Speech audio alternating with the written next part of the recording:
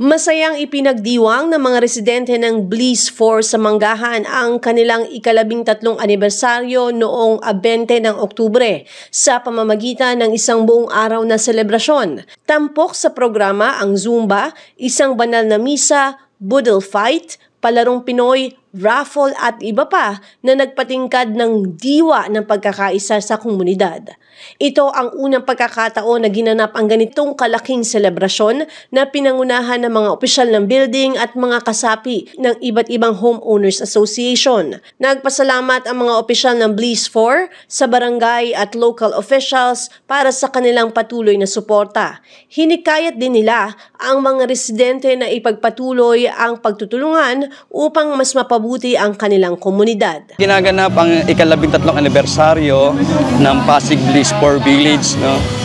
Para pag-isahin yung mamayan sa loob ng Bliss 4. Lahat po ng mga opisyalis at mga miyembro, no, yung mga awardee, lahat po ay pwedeng kumain dito, lumahok sa programa. Dito rin sila Karik, no?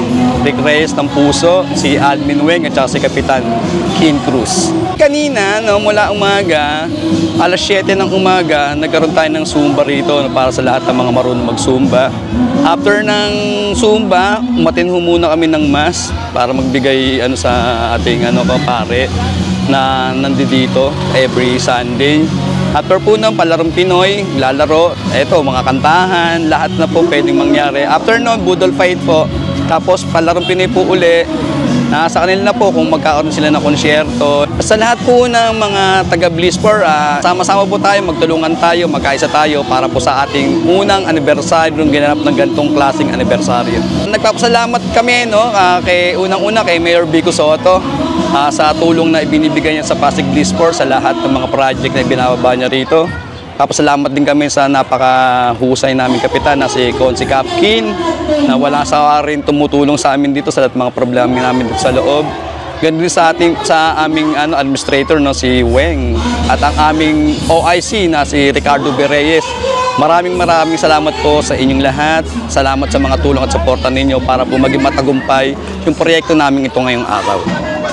Okay naman ang namin dito sa loob ng Bliss 4. 5 presidente, nagkakaisa naman po kami sa mga ganitong programa. Nagkakaroon naman po ng tulungan. Maganda naman ang namin dito, operasyon sa presidente ng Jasmine, presidente ng Carnation, Lavender at Everlasting. Okay naman ang namin dito. So, nagkakatulungan naman kami dito. 7 AM, nagkaroon po ng Zumba. After Zumba, nagkaroon po ng mass. After ng mass, ito na po, nagkakaroon po ng programa. Kanina may abunutan tayo, may nananalo. Ito ngayon, magkaroon ng Boodle Fight bilang pasalamat. Salamat sa lahat ng mga residente na nakipagtulungan sa ginaganap naming anniversary ngayong araw ito. Unang-una, nagpasalamat po ako kay Admin Elmer Sampaga dahil sa 100% niyang pagtulong sa okasyong ito. Admin, salamat, Admin. Dahil sa lahat ng oras, may problema kami kaunti, andyan ka lagi sa amin, nakakatulong sa dito sa Bliss 4. Maraming salamat, Admin. At saka ang aming barangay captain, Kin Cruz, saka mga kagawad. No, wala naman silang sa amin. Nandyan lagi sumusuporta. So, Kap, salamat po. Lalong-lalo na kay Mayor Vico. Mayor Vico, Vice Dodot, at saka City Council. Magpapasalamat po kami lahat. Sa mga homeowners, lalong-lalo na sa nasasakupan sa Katria, mga kasama, maraming salamat na andyan kayo lagi. Very cooperative naman ang mga members namin sa Katria. Walang nang masabi. Nagkaroon po tayo ng programa, 13th anniversary ng Pasig Bliss. Kasal ko yung ginaganap na araw nito. So, parating.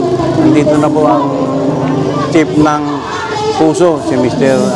Rick Reyes, ang sekretary ng Manggahan Barangay, si Sherwing, andito na rin po.